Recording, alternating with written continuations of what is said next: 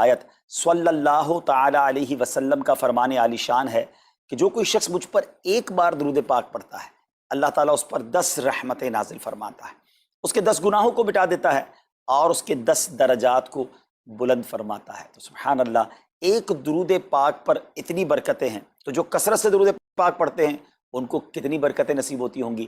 تو ہم سب کو مل کر کثرت کے ساتھ درود پاک پڑھنے ہیں۔ آئیے مل کر محبت کے ساتھ بآواز بلند درود پاک پڑھ لیں۔ صلو علی الحبیب صلی اللہ تعالی علی محمد صلی اللہ علیہ وسلم۔ بیٹے بیٹے اسلامی بھائیو، آج جو ہمارا بیان کا موضوع ہے کہ رمضان کا استقبال کیسے کیا جائے، رمضان کی پریپریشن کیسے کی جائے۔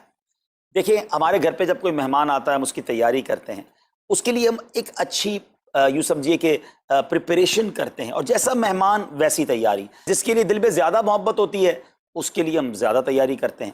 تو اب ذرا آپ سوچئے کہ ایسا مہمان جو ہماری مغفرت کروانے آ رہا ہے، ایسا مہمان جو ہمیں بخشوانے آ رہا ہے، تو پھر ہمیں اس کے لیے کتنی کوشش کرنی چاہیے۔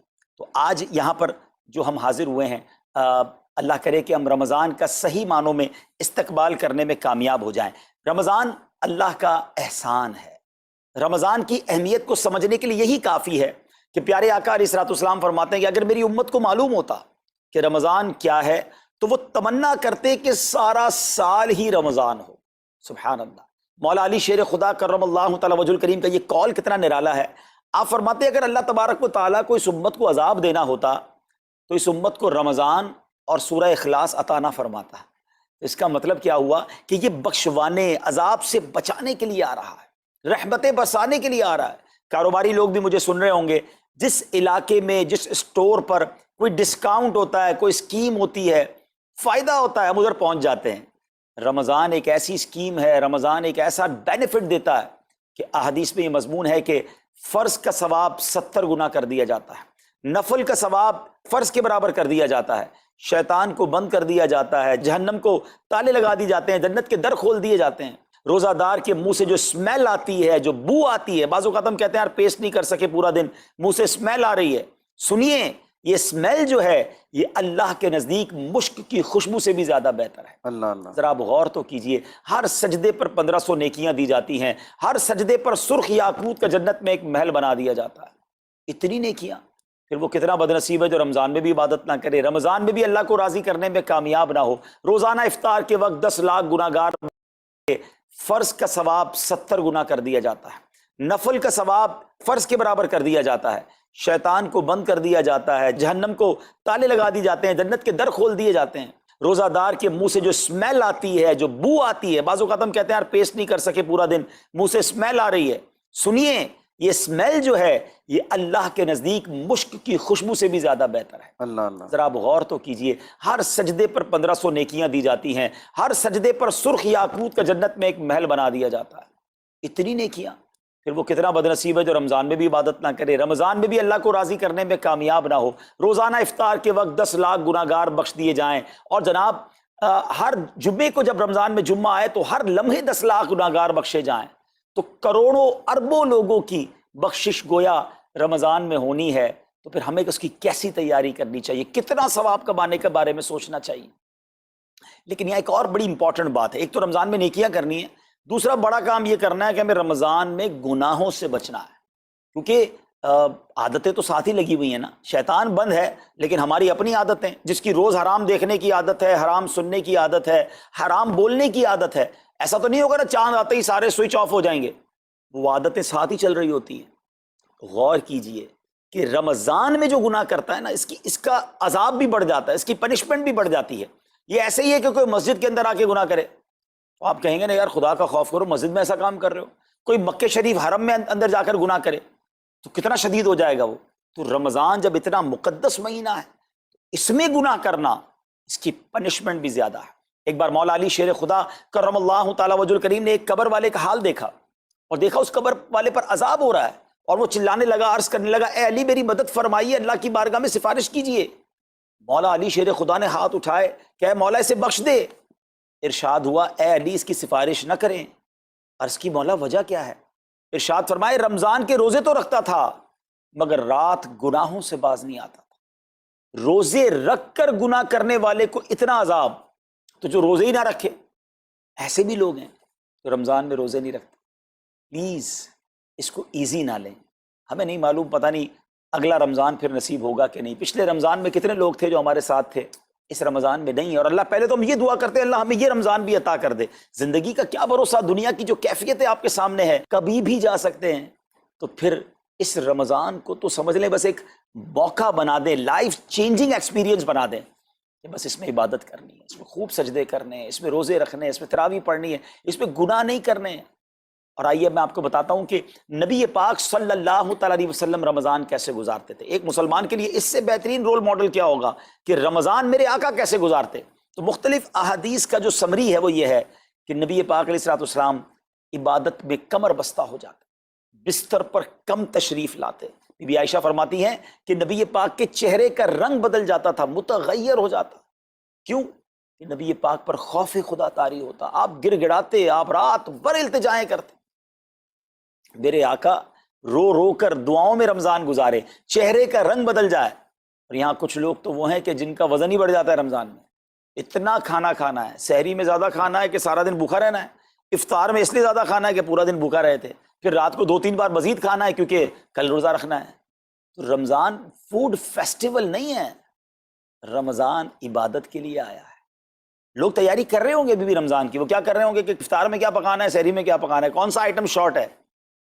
نہیں میرے بیچ اسلامی بات، یہ جو بھوک کا احساس ہے نا روزے میں، اس کی حکمت علماء نے بیان کی ہے کہ بھوک غربت کا احساس دلاتی ہے، فقیری کا احساس دلاتی ہے، بندے کا غرور تکبر بیٹھ جاتا ہے، کتنے نقاہت میں آ جاتے ہیں ہم، ہمت ہی نہیں ہوتی کوئی کام کرنے کی، کو تالے لگا دی جاتے ہیں، جنت کے در کھول دیے جاتے ہیں۔ روزہ دار کے منہ سے جو اسمیل آتی ہے، جو بو آتی ہے، بعض اوقات ہم کہتے ہیں یار پیسٹ نہیں کر سکے پورا دن، منہ سے اسمیل آ رہی ہے، سنیے یہ اسمیل جو ہے یہ اللہ کے نزدیک مشک کی خوشبو سے بھی زیادہ بہتر ہے۔ اللہ اللہ، ذرا آپ غور تو کیجئے، ہر سجدے پر 1500 نیکیاں دی جاتی ہیں، ہر سجدے پر سرخ یاقوت کا جنت میں ایک محل بنا دیا جاتا ہے، اتنی نیکیاں۔ پھر وہ کتنا بد نصیب ہے جو رمضان میں بھی عبادت نہ کرے، رمضان میں بھی اللہ کو راضی کرنے میں کامیاب نہ ہو۔ روزانہ افطار کے وقت 10 لاکھ گناہگار، فرض کا ثواب 70 گنا کر دیا جاتا ہے، نفل کا ثواب فرض کے برابر کر دیا جاتا ہے، شیطان کو بند کر دیا جاتا ہے، جہنم کو تالے لگا دی جاتے ہیں، جنت کے در کھول دیے جاتے ہیں۔ روزہ دار کے منہ سے جو اسمیل آتی ہے، جو بو آتی ہے، بعض اوقات ہم کہتے ہیں یار پیسٹ نہیں کر سکے پورا دن، منہ سے اسمیل آ رہی ہے، سنیے یہ اسمیل جو ہے یہ اللہ کے نزدیک مشک کی خوشبو سے بھی زیادہ بہتر ہے۔ اللہ اللہ، ذرا آپ غور تو کیجئے، ہر سجدے پر 1500 نیکیاں دی جاتی ہیں، ہر سجدے پر سرخ یاقوت کا جنت میں ایک محل بنا دیا جاتا ہے، اتنی نیکیاں۔ پھر وہ کتنا بد نصیب ہے جو رمضان میں بھی عبادت نہ کرے، رمضان میں بھی اللہ کو راضی کرنے میں کامیاب نہ ہو۔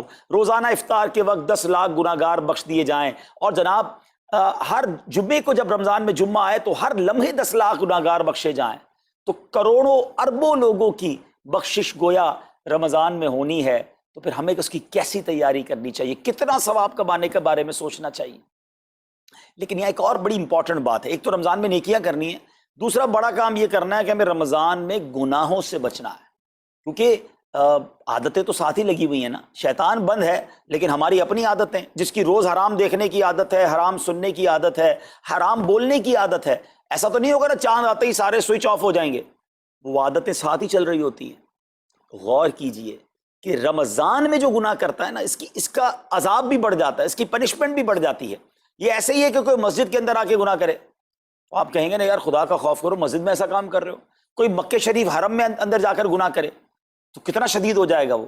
تو رمضان جب اتنا مقدس مہینہ ہے، اس میں گناہ کرنا، اس کی پنشمنٹ بھی زیادہ ہے۔ ایک بار مولا علی شیر خدا کرم اللہ تعالیٰ وجہ الکریم نے ایک قبر والے کا حال دیکھا، اور دیکھا اس قبر والے پر عذاب ہو رہا ہے، اور وہ چلانے لگا، عرض کرنے لگا اے علی میری مدد فرمائیے، اللہ کی بارگاہ میں سفارش کیجئے۔ مولا علی شیر خدا نے ہاتھ اٹھائے کہ اے مولا اسے بخش دے۔ ارشاد ہوا اے علی اس کی سفارش نہ کریں۔ عرض کی مولا وجہ کیا ہے؟ ارشاد فرمائے رمضان کے روزے تو رکھتا تھا مگر رات گناہوں سے باز نہیں آتا تھا۔ روزے رکھ کر گناہ کرنے والے کو اتنا عذاب، تو جو روزے ہی نہ رکھے، ایسے بھی لوگ ہیں جو رمضان میں روزے نہیں رکھتے۔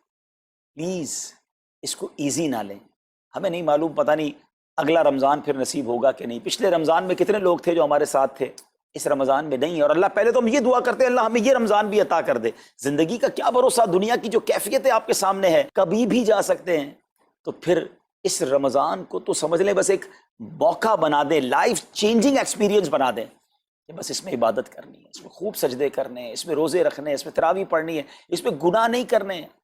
اور آئیے میں آپ کو بتاتا ہوں کہ نبی پاک صلی اللہ تعالیٰ علیہ وسلم رمضان کیسے گزارتے تھے۔ ایک مسلمان کے لیے اس سے بہترین رول ماڈل کیا ہوگا کہ رمضان میرے آقا کیسے گزارتے۔ تو مختلف احادیث کا جو سمری ہے وہ یہ ہے کہ نبی پاک علیہ السلام عبادت میں کمر بستہ ہو جاتے، بستر پر کم تشریف لاتے۔ بی بی عائشہ فرماتی ہیں کہ نبی پاک کے چہرے کا رنگ بدل جاتا تھا، متغیر ہو جاتا۔ کیوں؟ کہ نبی پاک پر خوف خدا طاری ہوتا، آپ گر گڑاتے، آپ رات بھر التجائیں کرتے۔ میرے آقا رو رو کر دعاؤں میں رمضان گزارے، چہرے کا رنگ بدل جائے۔ اور یہاں کچھ لوگ تو وہ ہیں کہ جن کا وزن ہی بڑھ جاتا ہے رمضان میں، اتنا کھانا کھانا ہے، سحری میں زیادہ کھانا ہے کہ سارا دن بھوکا رہنا ہے، افطار میں اس لیے زیادہ کھانا ہے کہ پورا دن بھوکا رہے تھے، پھر رات کو 2-3 بار مزید کھانا ہے کیونکہ کل روزہ رکھنا ہے۔ تو رمضان فوڈ فیسٹیول نہیں ہے، رمضان عبادت کے لیے آیا ہے۔ لوگ تیاری کر رہے ہوں گے بھی رمضان کی، وہ کیا کر رہے ہوں گے کہ افطار میں کیا پکانا ہے، سحری میں کیا پکانا ہے، کون سا آئٹم شارٹ ہے۔ نہیں میرے بیچ اسلامی بات، یہ جو بھوک کا احساس ہے نا روزے میں، اس کی حکمت علماء نے بیان کی ہے کہ بھوک غربت کا احساس دلاتی ہے، فقیری کا احساس دلاتی ہے، بندے کا غرور تکبر بیٹھ جاتا ہے، کتنے نقاہت میں آ جاتے ہیں ہم، ہمت ہی نہیں ہوتی کوئی کام کرنے کی۔ تو یہ احساس دلاتی ہے کہ تیری اوقات کیا ہے، غریب کیسے زندگی گزارتا ہے، فقیر کیسے زندگی گزارتا ہے۔ لیکن کچھ لوگ وہ ہیں جن کو بھوک ہی نہیں لگتی کیونکہ وہ اتنا کھا لیتے ہیں یا پھر سوتے ہی رہتے ہیں۔ روزے کی حکمت یہ نہیں ہے، نبی پاک آنسو بہاتے تھے، آقا کا چہرے کا رنگ بدل جاتا۔ اور پھر بتایا کہ رمضان میں جب جبریل امین نبی پاک علیہ الصلوۃ والسلام کے پاس آتے تو آقا علیہ الصلوۃ والسلام ان کے ساتھ قرآن پاک کا دور فرماتے۔ اور پھر ایک اور نبی پاک کا خوبصورت انداز کہ پیارے آقا ویسے تو سب سے بڑھ کر سخی ہیں، مگر جب رمضان آتا تو نبی پاک کا دریائے سخاوت ایسے بہتا تھا جیسے تیز آندھی، بلکہ اس سے بھی زیادہ۔ اللہ اللہ، یہ 3-4 چیزیں آپ نے میں نے پکڑ لینی ہیں۔ آقا علیہ الصلوۃ والسلام کے پیچھے پیچھے جانا ہے نا جنت میں، ہم نے بھی یہ کام کرنا ہے۔ یہ راتیں مانگنے کی راتیں ہیں، التجا کرنے کی راتیں، سجدے کرنے کی راتیں ہیں۔